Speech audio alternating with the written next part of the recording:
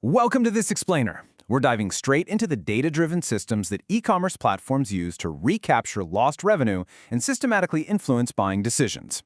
You know that feeling when you've looked at a specific pair of shoes online, only to have them seemingly follow you around the internet for a week? Yeah, you've experienced this engine firsthand. Today, we're going to break down exactly how it works. And spoiler alert, it's not magic. It's a highly structured, automated cycle. So let's kick things off with a really critical question, one that every online retailer agonizes over when they check their daily analytics dashboard. Why do shoppers leave without buying? I mean, you spend all this time and marketing budget just acquiring traffic and getting people to your storefront, and then they just vanish. Well, here's the hard truth of online retail. Digital shoppers almost never convert during their initial browsing session.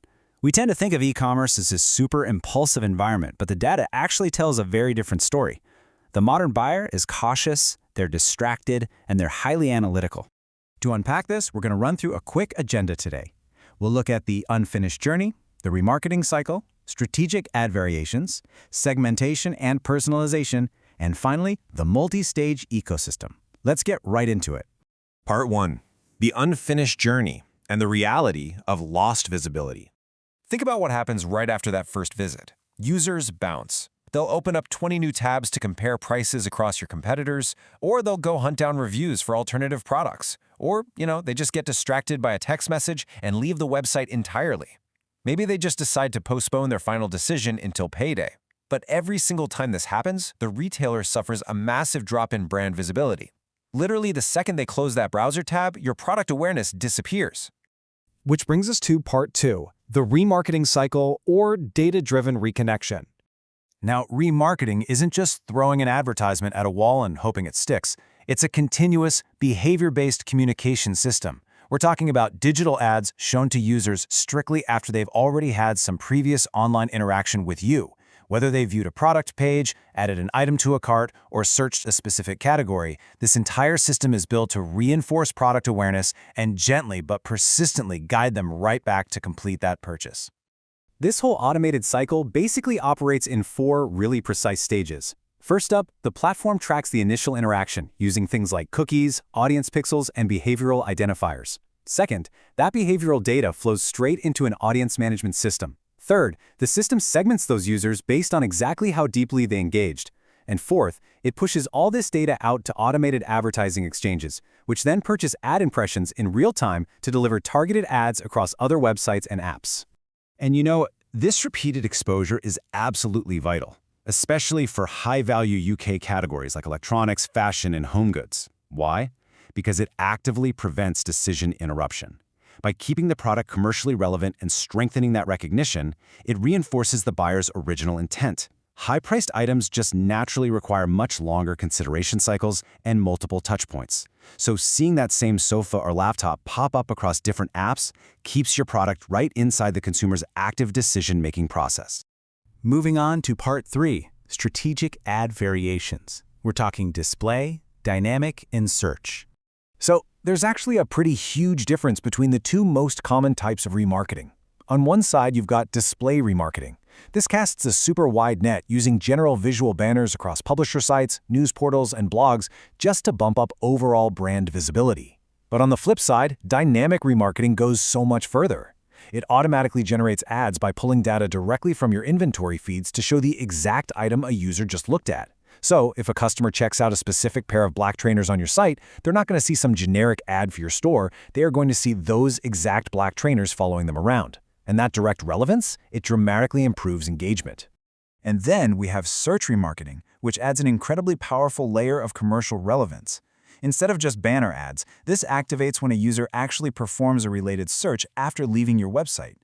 Let's say they visited your electronics store, left, and then a day later typed wireless headphones UK into a search engine. Because the system recognizes their past interaction plus their current active search intent, your paid search ad appears right at the very top. It is literally the perfect combination of their browsing history and real-time intent. All right, Part 4, segmentation and personalization. How we map user intent.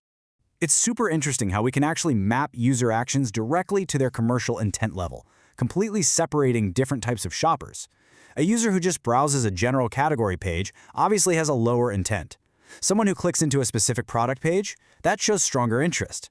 But a cart abandoner or a checkout visitor, that is very high purchase intent. You wouldn't speak to a casual window shopper the exact same way you'd speak to someone literally holding their wallet at the cash register, right?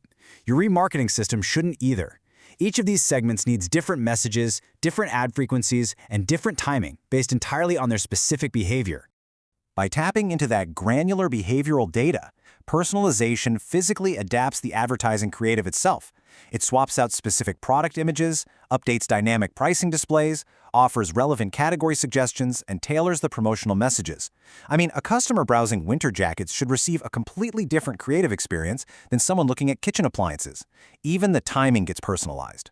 An ad shown within 24 hours of a visit capitalizes on active interest way better than one shown to a user who hasn't been on the site for 30 days. Which leads us to our final section, Part 5, the multi-stage ecosystem and navigating the fragmented journey. Just think about how fragmented the modern customer journey actually is today. A shopper might start browsing on their phone in the morning just to build awareness. Then, in the afternoon, they switch over to their desktop to search for alternatives during their consideration phase. The very next day, a dynamic display ad pops up to remind them of the exact product they originally liked, and by day 3, this continuous bridge of communication finally encourages them to return and complete the checkout. Remarketing is essentially the glue holding these fragmented sessions and devices together, stopping the customer from just dropping off during the transitions. So ultimately, the absolute best e-commerce strategies aren't just spamming ads blindly across the web. They rely on 5 interconnected pillars: collecting accurate behavioral data, applying rigorous audience segmentation, utilizing deep personalization, striking with highly relevant timing, and maintaining consistent visibility. That is how you transform expensive initial traffic acquisition into actual measurable purchase conversion. As we wrap up this explainer, I want you to take a hard look at your own digital strategy. Are you actually building a system that creates true continuity, or are you just letting high-intent buyers slip away to your competitors the second they close a tab? Because in modern e-commerce, if you aren't remarketing, you aren't just losing a sale today. You are literally funding your competitors' growth tomorrow. How will you bridge that gap?